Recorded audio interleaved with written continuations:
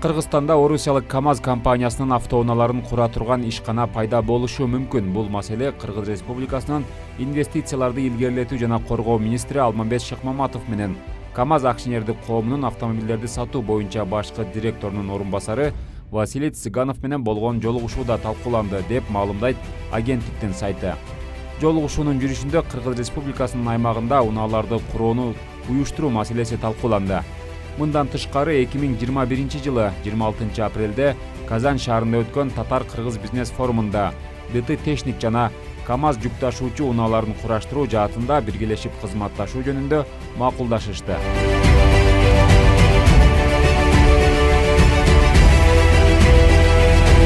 Тажикстандын куралдуу агрессиясынан жабыркаган Баткен облусуна жардам берүү үчүн атайын эсепке дээрлик 85 миллион сом чогулду.